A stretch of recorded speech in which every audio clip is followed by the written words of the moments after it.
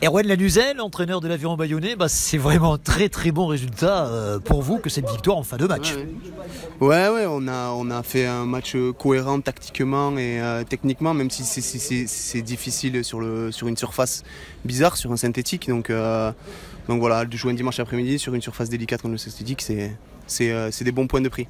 Vous avez montré toute votre solidité une nouvelle fois, vous n'aviez encaissé que 12 buts et vous n'avez toujours encaissé que 12 buts. C'est votre point fort. Exactement. Défensivement, on a été hyper cohérent, on a été rarement mis en difficulté, voire déséquilibré sur des contres, sur des zones de déséquilibre. Voilà.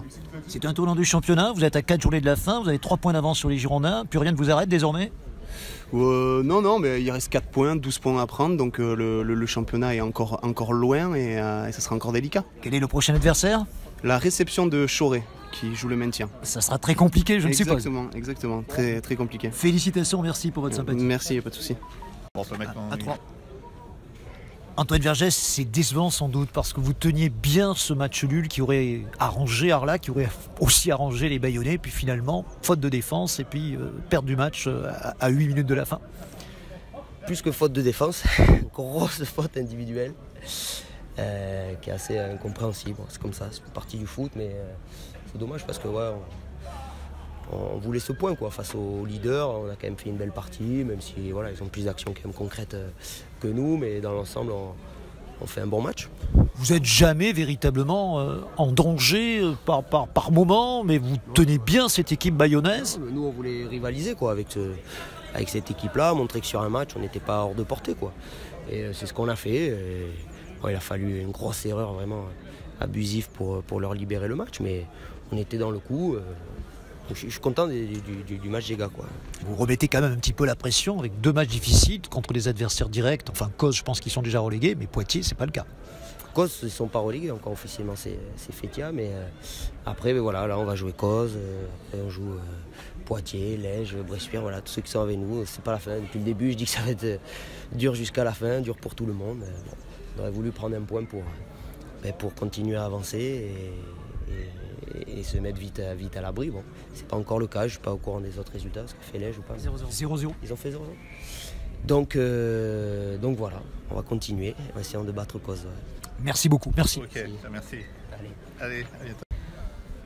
Jean-Jacques Darroman, résultat un petit peu décevant, vous aviez bien tenu le score et puis à 8 minutes de la fin, une grosse erreur individuelle, malheureusement vous perdez ce match par un but d'écart. Oui, j'ai perdu ce match, mais je suis quand même content. C'est notre gardien qui a fait une bévue énorme, je comprends, mais ce qui m'intéresse, c'est le contenu du match. Le contenu du match, nous sommes au niveau de C-National 3, où nous serons encore l'an prochain.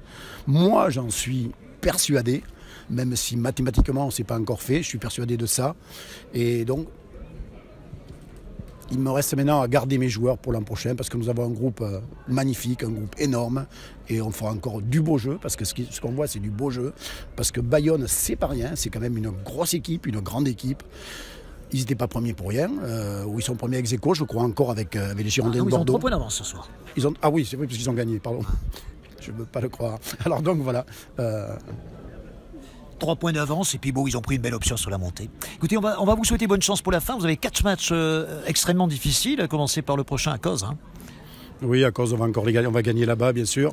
Je vous dis, pour moi, on est à l'abri. Donc on est à l'abri. On a l'Èche-Cap-Ferré, on a Poitiers, on a Bressuire. Vous avez tous les atouts en main pour vous maintenir. Il faut 3 points, non, il n'y a pas de problème. Merci, bonne chance, Président. Merci. Alexandre Gougnard, président du district de Gironde, qui était un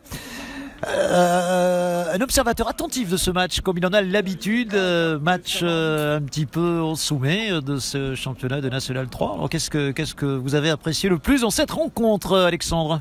Ce que j'ai apprécié le plus, c'est, j'ai envie de dire, la tenue des 2 équipes, avec un match extrêmement intéressant, avec 2 très belles équipes, une très très belle équipe de l'Aviron Bayonnais, qui gagne, j'ai envie de dire, malheureusement pour l'équipe girondine sur une erreur de relance du gardien, mais qui dans l'ensemble, je crois, mérite sa victoire avec de très très bons joueurs et des joueurs bien en place. Mais on garde une grande confiance pour le maintien de notre club phare d'Arlac-Mérignac, parce que je crois qu'avec une mentalité comme ça et avec des qualités de la sorte, ils vont s'en sortir. Il reste encore 3 ou 4 matchs après celui-là. Et il suffira d'en gagner un pour être l'année prochaine au même niveau. Alors juste un petit mot sur le voyage que vous venez de faire au Maroc avec le président Saïd Ndjimi. Rapprochement entre les clubs marocains et les clubs aquitains. Quel était le but de ce voyage exactement? Mais on a eu le bonheur avec le président Saïd Ndjimi et le vice-président Christian Combaré d'être invités aux assises mondiales du sport scolaire au Maroc pour les 20e assises et pour ce grand tournoi qui a lieu tous les ans, dont Saïd est le parrain.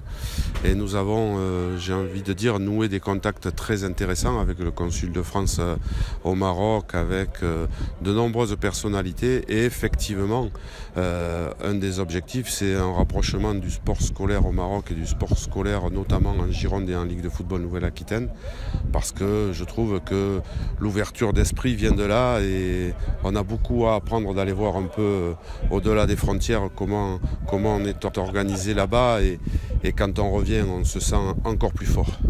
Merci beaucoup Alexandre, merci de votre venue. Merci Christophe.